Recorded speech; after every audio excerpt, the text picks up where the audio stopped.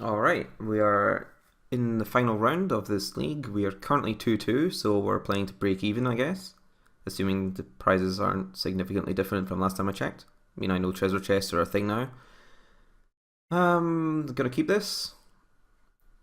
We just want to draw some lands. If we don't draw lands, then at least we have like some things to do for a while.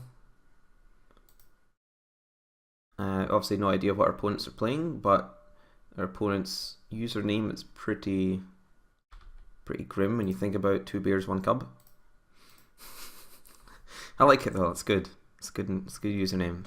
Very smart. Also horrifying, but smart. So exactly what type of Tron deck our opponent is will depend on how this matchup goes. We obviously don't have LD in our sideboard. If they're like the old style deck with Frangren Marauders, then we're probably dead. If they're the Drake deck, then depending on how quickly they get Tron, we could be dead. Well, there's full Tron on turn 3 with no cantripping or anything involved. And also we are on the draw and didn't play a second land, so we're probably dead this game. Chainer's Edict, that's not exactly the card I was expecting, but I mean, they have so much mana. They have to have good things going on, right? It's probably just a Seagate Oracle. There's another Chainer's Edict. Well, that wasn't exactly what I was expecting to happen. But maybe their hand is just awful. Unfortunately, we haven't drawn any lands. Still. Is this just an Ulma's Crusher? Or is this them flashing back Chainer's Edict? Alright then.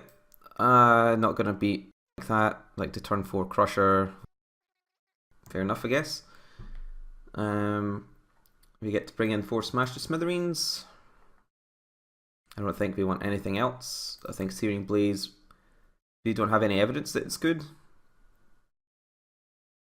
I think Chain Lightning's probably just a Lava Spike. And everything else seems fairly good. Probably just take out a Lightning Bolt. Since, again, it's likely to be Lava Spike. I mean, we only saw black cards and Tron lands there in a Crusher. So, like, while it's reasonable to expect there to be Mulldrifters, I don't really want to board Empire Blast in case this is like a brew thing going on here. So, I mean, I can obviously be punished for that, but we're staying as aggressive as possible. Like, all of our cards are going to deal damage. So hopefully it'll work out well for us. And being on the play is pretty good. I think this deck is like whenever you're on the play with this deck, it's like the most frightening deck to play against. Since, you know, if you even like miss a beat at all against this deck, you can be just absolutely destroyed.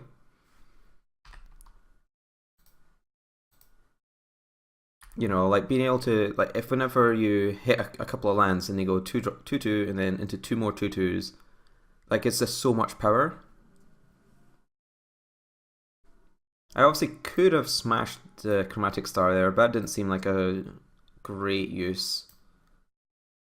I could also smash this Prophetic Prism, but it will depend on what we draw, I think.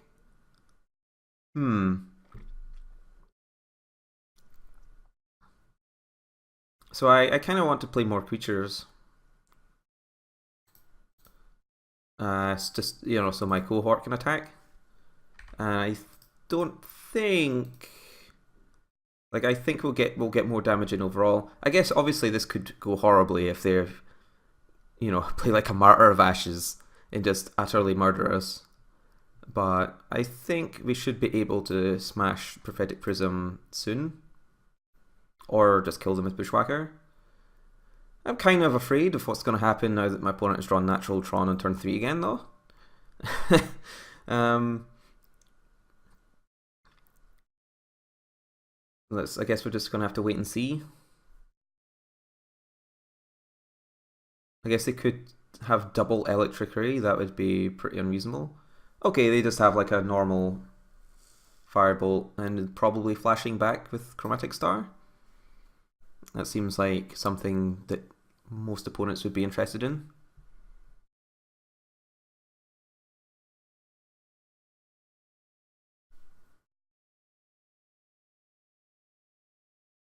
Yeah.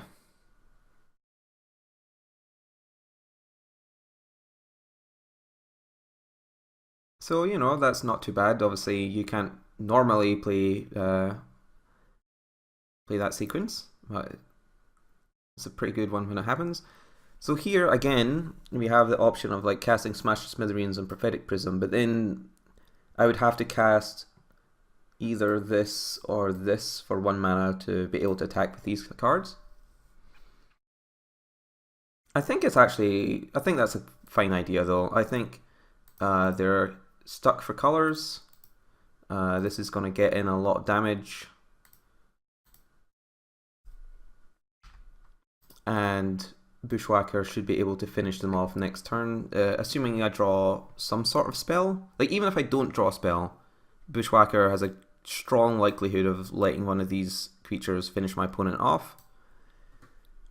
And if I do draw a spell, it's almost certainly something that can combine with Bushwhacker to deal 3 damage, whether it's just a burn spell or a creature or what have you. They got Shimmering Grotto, so I guess that's fine. They can play probably just 1 spell here. If it's like a Ancient Stirrings, that's not too bad, I don't think. They're running low on mana and options. And they got Chromatic Star, so they can still cast like a 1 Firebolt this turn, or Flame Slash, or one of those things. It is a slight downside of Smash or Smithereens that it's not usually a very good turn to play in this deck because like our creatures can't attack by themselves. But it's certainly good on like turn 3 or something, assuming we have enough lands. I guess if our opponent plays... I mean, I guess it could play some like gigantic white life gain spell. Alright, they didn't have anything. I was actually slightly premature, I think, since I didn't actually necessarily have a creature to play. But I mean, it's totally reasonable. So far, I still haven't seen any actual blue cards. I've seen Ancient Stirrings, I've seen Chainer's Edict, I've seen Firebolts. But yeah, I think we're just gonna have to like run it back in this configuration. Try and deal as much damage as possible, as is the usual plan.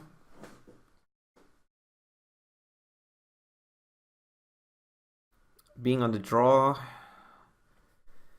Yeesh. These 4 landers.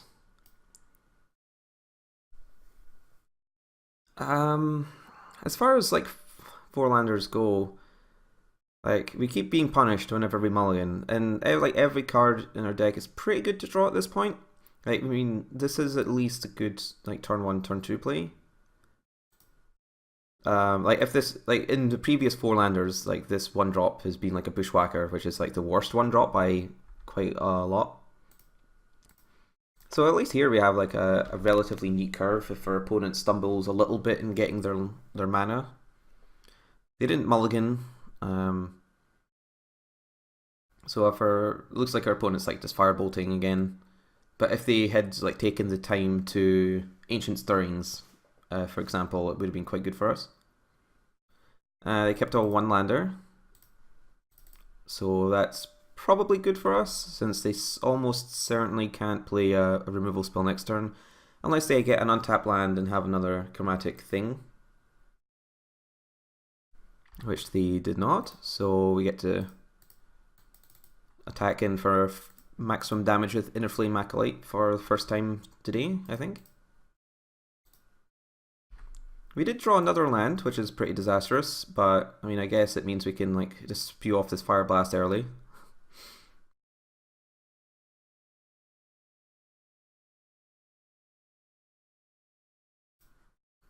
I mean, I can see why my opponent like tanked and then kept his hand. But you know, they'd have a few draws in which to draw relevant cards. We obviously don't have any creatures to attack with this cohort yet, which is a little bit scary. So hopefully we don't draw land next turn. Land would be pretty abysmal. And honestly, I think we should just play a lightning bolt on our opponent's face. In case we get tight on mana after like fire blasting. Porcelain Legionnaire. Well, I mean, I guess this is a time where Rakdos Shred Freak would have been better, but it doesn't matter in this particular scenario.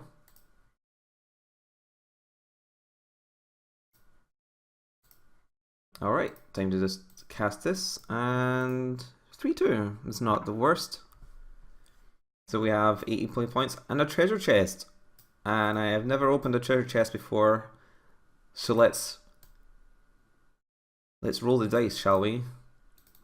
Can I just open this from here? No, I can't. I need to go into my collection. Oh, that's less exciting, Magic Online. I'll go ahead and go there right now. Alright, we got 30 extra play points and a Chandra's Pyro Helix and a Renegade Tactics. Well, maybe it's on theme, red cards. Good stuff. Oh well, follow me on YouTube and Twitter and all those things. Find me at Jecht Murray on everything. And I'll see you next time. Bye bye.